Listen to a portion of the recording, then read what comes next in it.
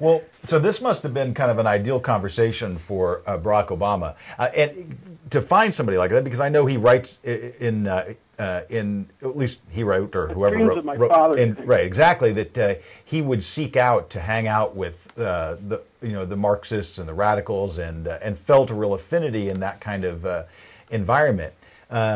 So did he know much about you? Was that why the girlfriend at the time had tried to get you guys to connect up to talk this stuff through? And was your sense that as he was talking about Marxist ideas, was he explaining them as though they were ideas that he was grappling with, understood, or ones that were as an evangelist for those ideas, one that had incorporated them, believed in them, and was articulating this as a point of direction? Well, this is when Caroline was telling me that Barack was coming up to visit. She basically introduced him with the words saying he's one of us, and what she meant by that is that he was on our team, that he was like a blood brother member of this revolutionary elite that was going to turn around our country when the revolution hit. So when I met him, he wasn't. He wasn't just sort of an idle explorer of intellectual Marxism. He was. I know this is kind of incendiary, right, but he was basically a Marxist-Leninist. He believed that there was a revolutionary class that was going to turn around our whole nation, redistribute wealth, change control over private property, right, and I think what he says in Dreams of My Father is that he liked to hang out with the Marxist professors, but where he's, I believe, deceiving the public is he's not explaining that he was 100% in total agreement with those Marxist professors. And that's why I tried to get the story out during the election year in 2008, because he was making it sound like people thought he was a socialist, right, just because he didn't share his toys in kindergarten.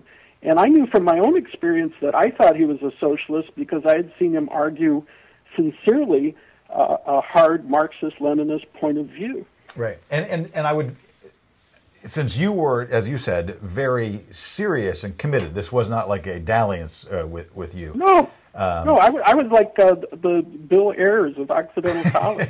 Well, I think we quickly I would never have harmed anybody. Yeah, okay, you weren't setting off bombs. No. But I give it as a corollary, like when the G20 was here in Pittsburgh, I took a camera. Yeah, we were just there 3 days afterwards, yeah. The G20. We love that Phipps Museum. Yeah, the Phipps Museum is fantastic. Oh, welcome beautiful. to come back. Well, we'd love to be there. Yeah, so I walked on the big march to the G20 right with a lot of the so-called anarchists. You know, they're all in black and had hoods on and everything. And I kept saying, why are you here? What do you believe? What are you trying to accomplish? And some of them you would get like a sense that they had a way of arguing here. A lot of them, though, you just kind of got this sense. It was almost like a lark. It's like, yeah, fight the man. We're here to cause trouble. And it was sort of like, a field trip to go and see if you could get tear gassed, And I kind of, in fact, it was sort of my take on the G20 that we've sort of now have a generation of very wimpy anarchists, and that they were seemed to be. It's like at one point the police were blocking a sidewalk, and they sort of carefully and mannerly walked around the police, and I was like, that's it. So my point is, when you were encountering this guy, you, as a committed, serious Marxist, probably had a pretty good Marxist BS detector. You could tell when you were talking to a college kid that was just like, I'm mad about my, my rich parents in the suburbs, and I'm just trying to get a rise out of them. Yes, in fact, I had a very finely tuned Marxist sensitivity, right. And I was able to very quickly parse out where somebody was ideologically and how close their position was to my position and so on.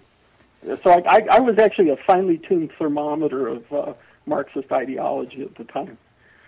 Well, now, so this night that you spent, and we're getting, by the way, a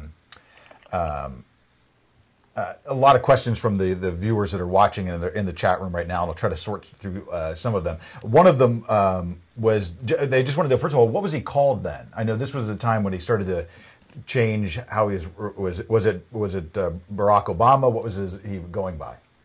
It's exactly the way he describes in his book. I met him right after his big anti-apartheid speech at Occidental College, and he was introduced to me as Barack Obama, but he smiled and said that I could call him Barry. Yeah.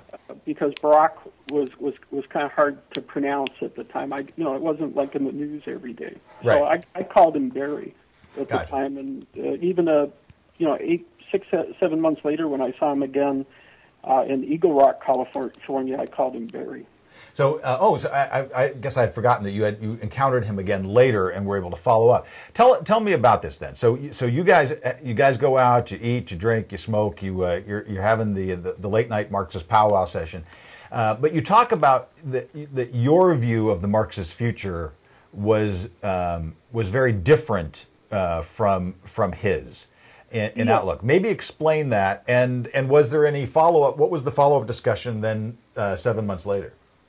Okay, well this was very telling because I had spent a year and a half at Cornell University, and I had taken graduate level classes, and even though I was still a Marxist, I was filled now with what I would call a pessimistic Marxist view, which believed that an outright revolution was not in the cards.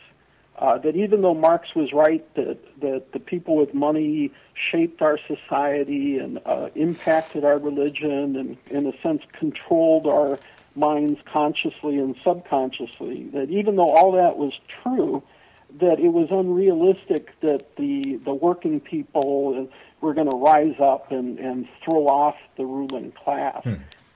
So I was part of I would say a more sophisticated Marxist theory, which looked at the real world experience at Germany and France, and just said it just wasn't in the cards. That maybe you would have a revolution in an agrarian society like China or Russia, but you weren't going to see that kind of revolution ever in a million years take place in an industrialized society, which, like the United States.